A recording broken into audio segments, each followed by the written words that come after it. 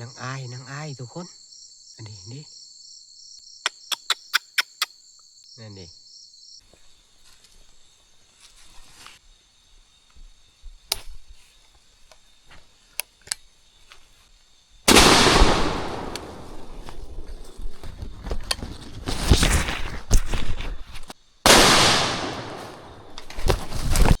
เรียบร้อยแล้วทุกคนมันแล้วบัดนี้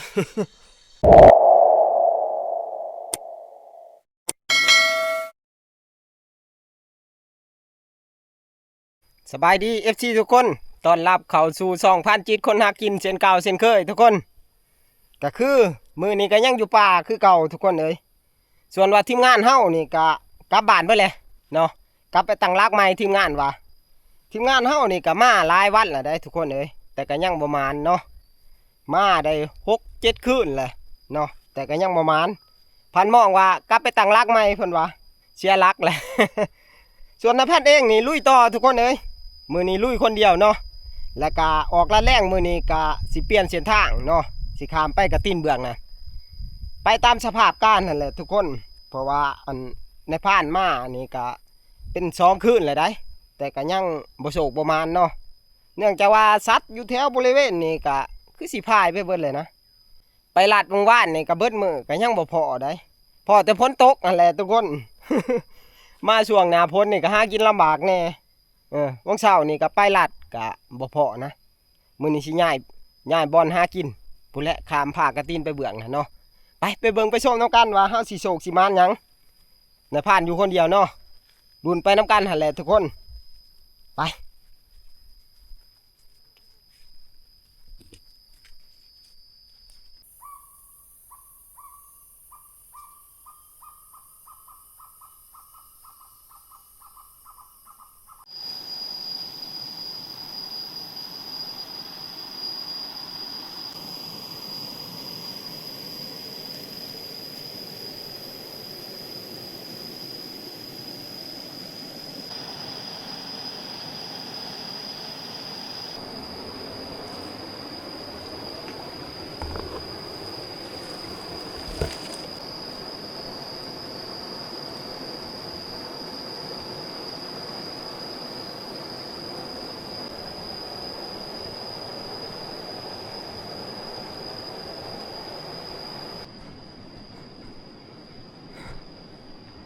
ในผ่านก็บ่ได้มาเฮิงเลยได้ภาคกระตีนเบื้องนี่เนาะหลายงวดแล้วบ่ได้มาแต่ละเที่ยวนี่ก็อยู่แต่แถวภูมันภูอะเล่าเนาะมาเที่ยวนี่แหละสิลองไปเบิ่งเพราะว่าอยู่ไปมันก็บ่มานเด้พังเบื้องนะลองมาเบิ่งพังเบื้องนี่บัดนี้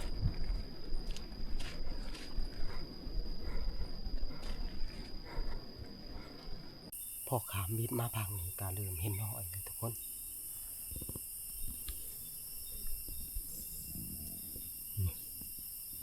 หอยไม่เนี่ยทุกคนเลย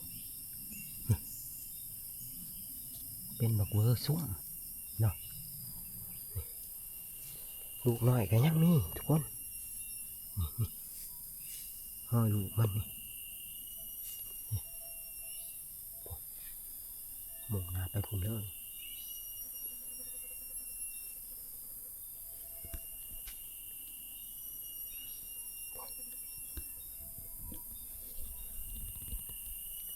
หอยลายโตทุกคนเป็นมูสุ่มนะมือมันแตกมาพังนี่ลีทุกคนจะพ่อดอกพังในผ่านอยู่มันบ่มมันมาเต็มอยู่พังนี่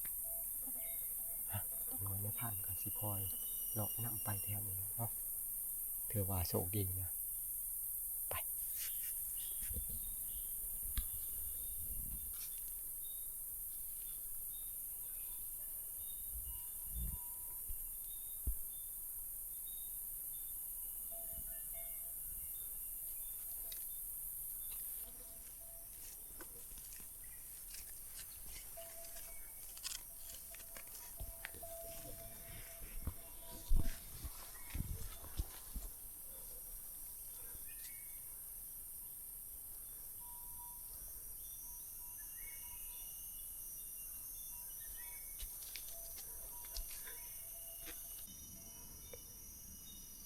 นปลาปนกับงัวข้วยสะบานทุกคนหมูกลุ่มนี่สลัดคักเด้มันไปน้ำงัวน้ำข้วยเนาะเพื่อลบเสียงนั่นหรือว่าเสียงอะไรต่างๆของมันนะ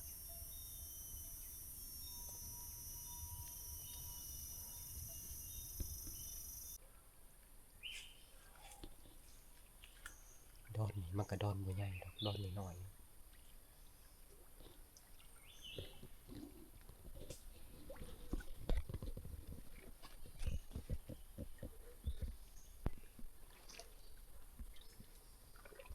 ผ่านกระสีเลาะวนเวียนแถวนี้เลยเนาะเกี่ยวไปงูมาแถวนี้นะเพราะว่ามันเป็นป่าไม้ไร่มันก็ค่อนข้างหกเนี่ย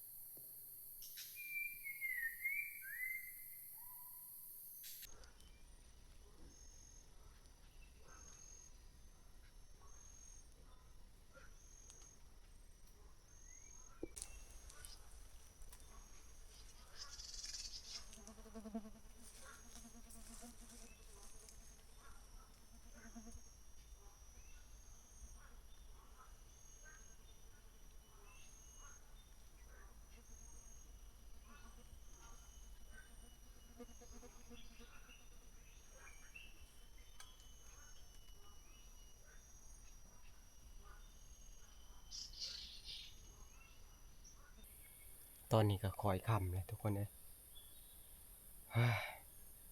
น้ำบ่ทันทุกคนเลยน่าสิได้เลยมันเป็นหมูกลุ่มหมูสุ่มป่ามันก็หกแน่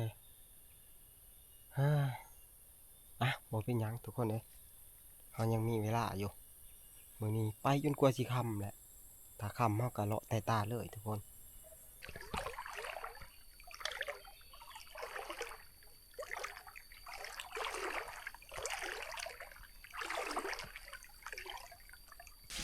อู้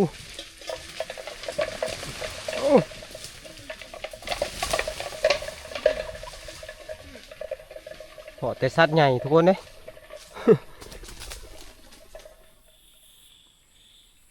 เริ่มค่ำเลยทุกคนเลยในผ่านก็สิไต่ตาไปเลยแล้วบัดนี้ค่ำเลยและจุดหมายปลายทางเฮาก็คือด้านทำให้เนาะมื้อนี้ไปเรื่อยๆ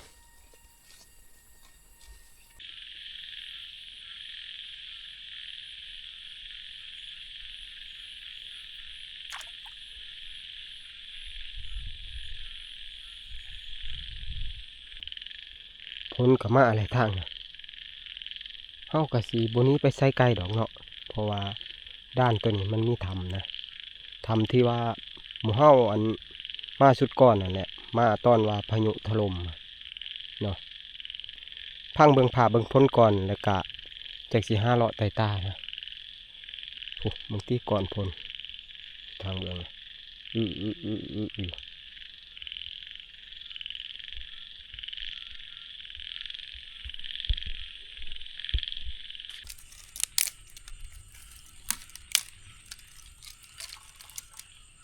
ดักไผ่กินเขากินน้ำก่อน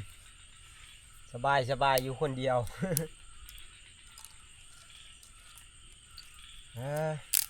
มื้อนี้ก็มาใกล้พอสมควรเลยแต่เที่ยงเฮามานี่ก็ได้อยู่ประมาณ10 กว่ากิโลเนาะมื้อนี้ก็จักสิฮอดทับหรือบ่แล้วมื้อนี้ จักสิแจ้งอยู่ไสมื้อนี้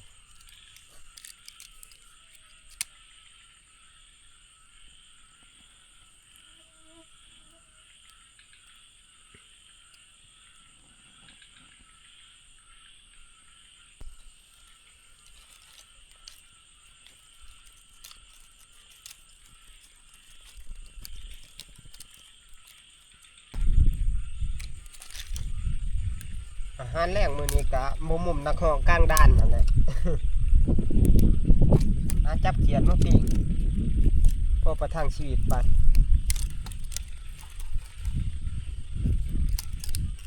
กินง่ายอยู่คนเดียว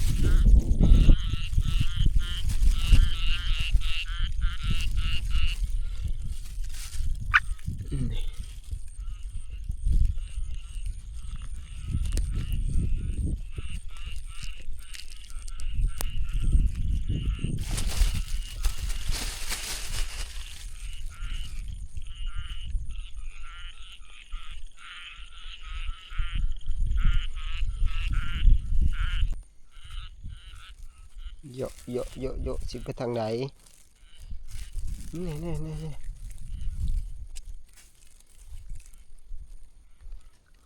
นี่ไปทางไหน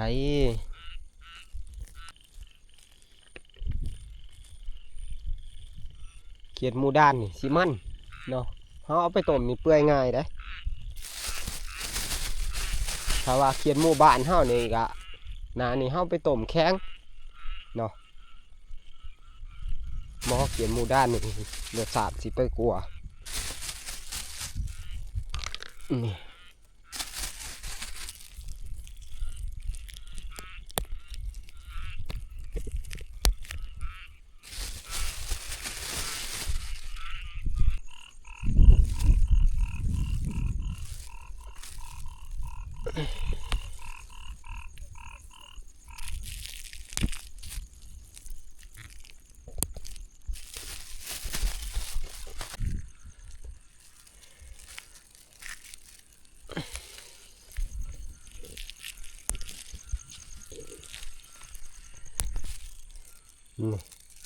สำนีก็เหลือเพื่อเลยคนเดียวเนาะ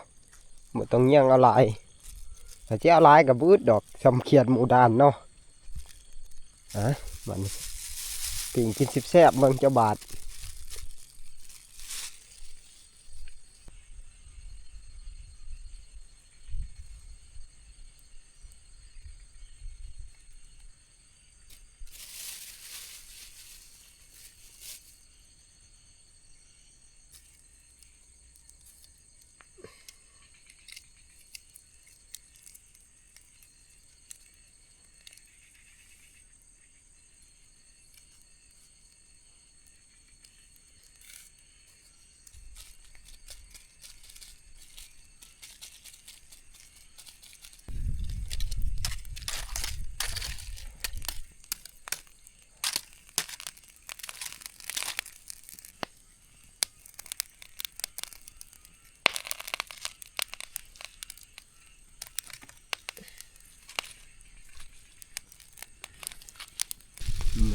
บางทีความมันของมันทุกคนมันคักเนาะเขียดหมูหินนี่มาทุกคนกินข้าวน้ำกันมื้อนี้กินข้าวแรงนะปิ้งเขียดเนาะกินหอดตำบักทั่วเด้บานนี้ปิ้งเขียดมันนี่เนาะ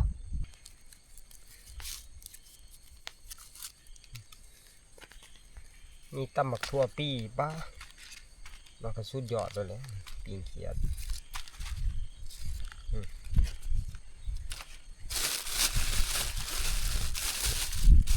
ลืมถือแจวนี่ปิ้งเขียดท่าเกลือซื่อๆบ่ได้ถือแจวแจวก็มีดอกอยู่เทียงเฮาลืมถือ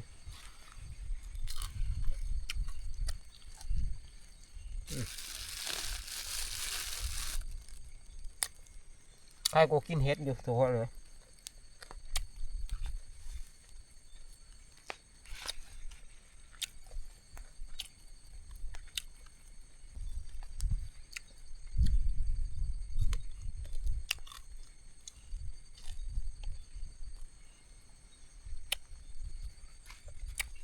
มันเขียนหมู่บ้านเฮามันแข็งยำนี่เขียด เกียดด้านเกียดหินนี่มันกับมันอ่อนก็อ่อนพันหม้องพันทองแท้คืออีก2 สะบัดพวกนั้นเพิ่นยังสิได้มาในพานก็จักสิอยู่หอนมือใดล่ะ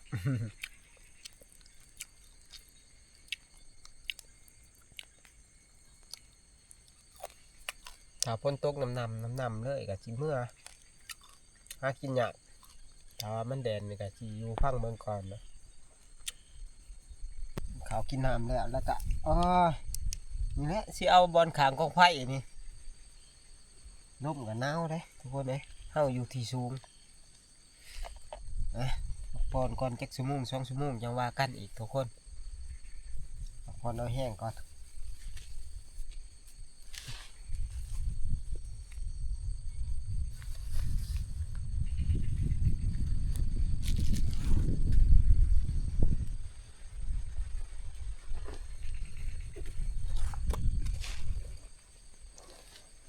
ไปบ้านนี้ได้เวลานาทีแล้วทุกคนเอ้ยพักผ่อนกะประมาณชั่วโมงหนึ่งทุกคนเอ้ยไปบ้านนี้เฮาย่างต่อพู้นแหละย่างเมื่อเที่ยงนาหน่อยเฮาพู้นแหละเนาะเพราะว่าเส้นทางที่เฮามานี่ก็ไกลพอสมควรทุกคนถ้าว่าเฮาสิอยู่ก่อนสิแจ้งแล้วจังออกนี่ก็เพื่อฮอดนั่นทับเฮานี่ก็ยันเช็ดสวยนะไประยะทางแต่นี่ไปหาเที่ยงเฮานี่ครับ10 กว่ากิโลพุ่นได้ทุกคนเอ้ยในผ่านมาไกลพอสมควรเนาะไปเบิ่งน้ำกันบัดนี้ในเส้นทางเฮาไต่ตาขึ้นทับนี่ว่าเฮาสิพออีหยังนะ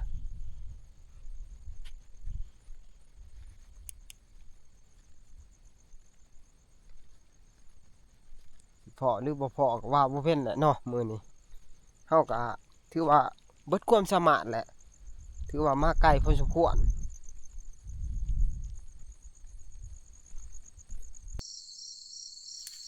นางอายทุกคน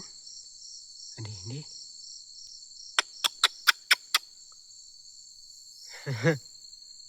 นั่นดิตัวใหญ่เลยหมูแหนมไผ่นางอายชมชื่อ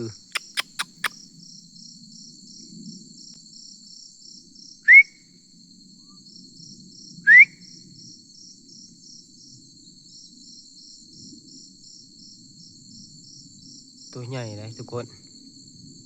ปกตินางอายมันสิอยู่เป็นคู่เนาะแต่นี่เห็นตัวเดียวนะโอ้เป็นประเภทตัวมูลเนาะแต่ว่าตัวมูลนี่สิตัวใหญ่เนาะแบบตัวหน่อยก็มีทุกคนกับบุลื่นกันกับกระหอกเนาะแต่นี่เป็นประเภทตัวใหญ่อันนี้นางอายนี่ก็เป็นสัตว์ที่หายากเนาะมันเริ่มอยากสูญพันธุ์แล้วพวกนี้ในผ่านเห็นกะแต่ละเทื่อกับบ่ค่อยได้เอามันออกแล้วก็บ่ได้เอาดอกในเมื่อก่อนหันก็เคยเอาเนาะกินกะรสชาติมันบ่แซ่บแล้วก็เลยเศร้าเลยตอนนี้มันก็ใกล้อยากสูญพันธุ์แหละเฮาก็บ่วนน้ำมันนะรสชาติบ่แซ่บดอกเพราะว่าในผ่านก็เคยกินแหละเนาะเป็นแบบมันมีกลิ่นนะแล้วก็หยาบแต่บางคนก็เอาเด้เขากินเนาะในผ่านก็ลองกินน้ำเขาเท่าเดียวหั่นแหละมันบ่แซ่บไปคิดว่าตาอีเห็นได้วังหนึ่ง กำลังยกปืน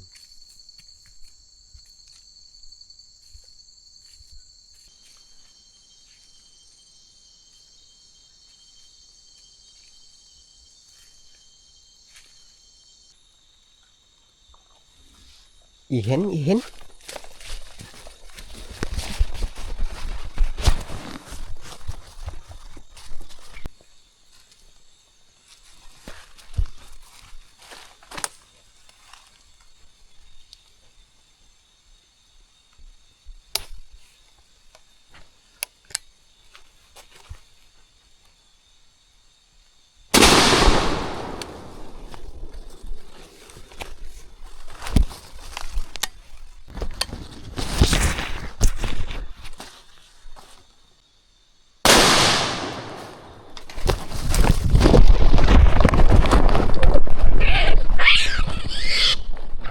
ยบร้อยแล้วทุกคนมานแล้วบัดนี้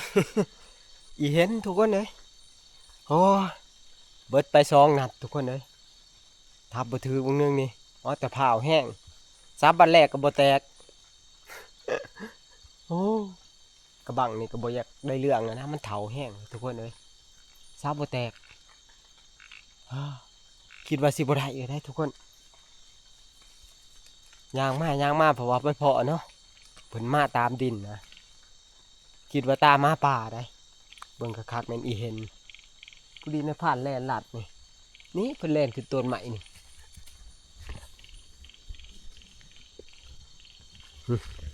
ขึ้นต้นนี่ขึ้นไปได้เครื่องล่ำสัตว์ใส่เลยยานบ่ทันซับบาดแรกบ่แตกเนาะบาด2ปังบ่ถือพูนแล่นขึ้นง่าพูเบิด2มิดซะดีดอกทุกคนเอ้ยนี่มาเบิ่งบัดนี้นี่โอ้คิดว่าสิบ่มานเลยทุกคนเอ้ยมานจบเตื้อมื้อนี้พวมเบาแว้งเนาะถือว่าบ่ใหญ่ปานใดได้อยู่ประมาณ3 โลเป็นเห็นอบนะเห็นอบนี่สิมีกลิ่นหอมเนาะและก็มันเป็นพิเศษได้เหมาะสำหรับการเฮ็ดห่อหมกเนาะห่อซึ่งหัวปีบ่หรือว่าใส่ผักอีหยังต่างๆก็แซ่บถ้าว่าไปแกงไปอ้อมนี่มันก็บ่อยากปานใดแล้วเพราะว่ามันโพดนะ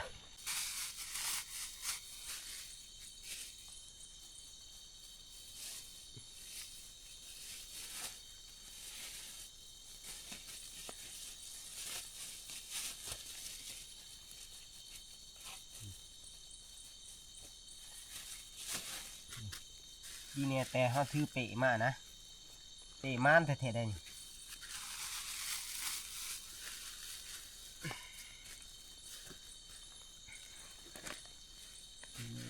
ดีกะเปะเลย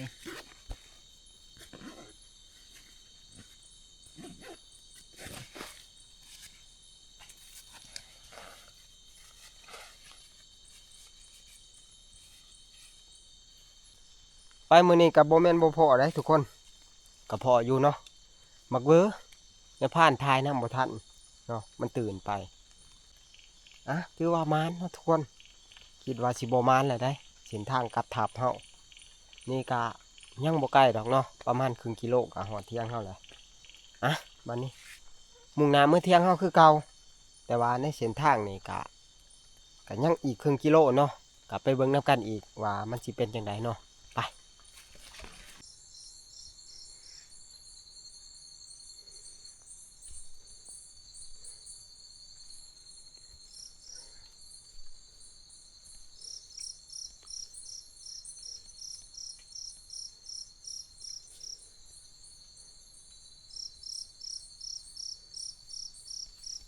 โอ้โหพี่มาเฮิงบ่ได้อันนี้โอ้ข้ามทางไปแล้วทุกคนเอ้ยห้อยแม่ค้างเลยโอ้ข้ามไปนี่เลยดอนที่ว่าในผ่านเขาลัดวังแรงนี่แหละเนาะงูมาอีกแล้วนี่ในผ่านมาวังแรงนี่บ่ทันเห็นเนาะงูเขาดอนอีกแหละน้ำวังแรงนี่กับบ่ทันเลยเป็นหมูซุ่มเนาะนี่สงสัยสิพายเลยเห็นห้อยตัวเดียว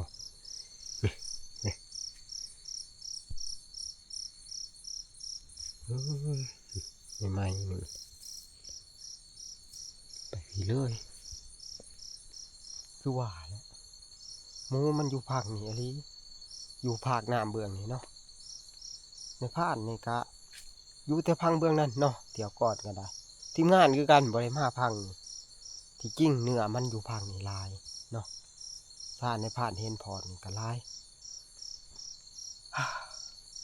ทีมงานเมื่อซื่อๆมอแต่ว่าอย่าพ้นตกแล้วก็ขามน้ำบ่ได้นะมันเป็นน้ำใหญ่แน่น้ำกระตินสิหอดทับเท่าไรแหละคอยยางเมื่อแหละทุกคนเลยเพราะว่าตอนนี้มันกระเดิกแล้วนะเนื้อมันก็อยากออกเนาะเนื้อมันออกตอนเด็กๆนี่แหละ แต่ว่าเฮาคอย่างใส่หูใส่ตาแนมมาแล้วลักๆนี่แม่นหูก็คือเว้าหั่นแหละ หูก็ได้ส่วนหนึ่งทุกคนเอ้ยฝนมันตกใบตองมันก็มันชุ่มนะเฮาก็บ่ได้ค่อยได้ยินรหัสมันคืออันในพานเว้าหั่นแหละบักเวอร์ก็จนถ่ายให้ทุกคนเบิ่งนำบ่ทันมันโดดมันมาไกลๆอยู่แล้วในพานนั้นบ่ได้ยินรหัสก็น่าสิได้อยู่เนาะว่าแต่นางพักผ่อนนะมันมาข้างหลังบ่ได้ยินเสียงมันโดดไปฮ่าไปคอยยังเมื่อคิดว่าสิได้เมื่อตัวเปล่าเนาะ ก็ยังดีมันอีเห็นฮะ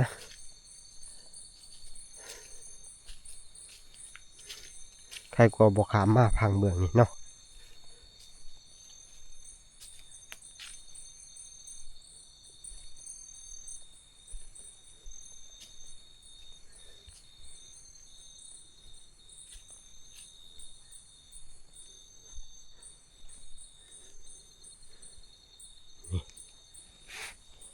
แน่หน่อยตัวนี้ก็สำคัญเลยทุกคน เพราะว่ามันเป็นดงต่อดงเนาะมีแลตัวนี้คันกลางมันมักขามมักเวอร์บางอย่างเลยในผ่านก็เคยมาลายโตเลยเนาะสำหรับปักเวอร์ได้แต่ว่าอีแดงกับโบเคยมานเนาะ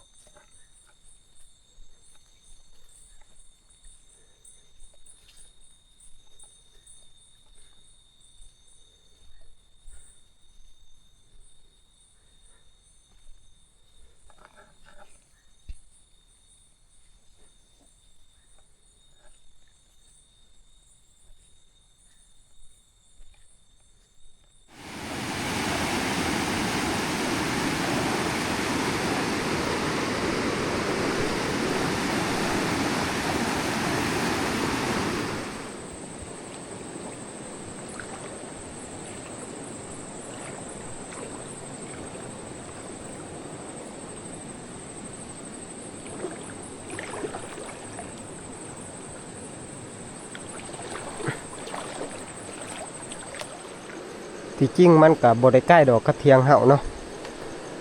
แต่การมันยากทางขามน้ำนี่แหละมันเป็นน้ำใหญ่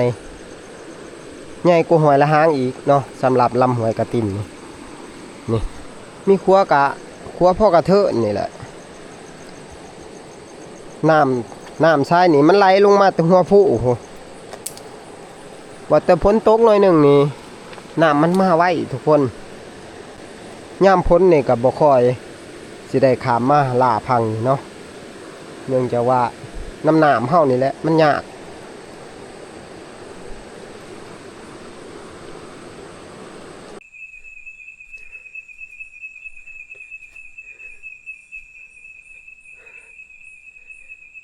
บาดนี่มาหอดหางหอดเที่ยงแล้วบาดนี่เฮ้ย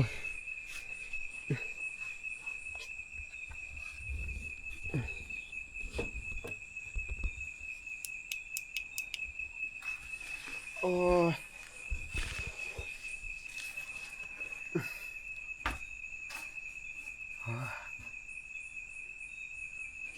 เงียบจิ๊บเนาะเพื่อมาหอดเที่ยงกะตี3แล้วได้ทุกคนเลยโอ้เนาะแสบเบิดหูเบิดตาหิวอยู่หิวเนาะนี่เอาเป็นว่าอีเห็นเฮานี่กะสิป้าไว้เฮ็ดมื้ออื่นทุกคนเอ้ยบ่ไหวเลยในพานกะง่วงนอนแห้งอะดิรอแสบหูแสบตาเนาะมื้อเช้าพุ่นแหละเฮาจังสิสืบต่อเผาอีเห็นนะมาหอนในการในพานเองก็สิปิดวิดีโอไว้เพียงสนี้มีแต่ว่าไว้รอที่ตามชมในคลิปวิดีโอหน้าทุกคนมื้อนี้เมื่อยหลายแหละทุกคนเอ้ยขอตัวนอนพักผ่อนเอ้าบ๊ายบายทุกคน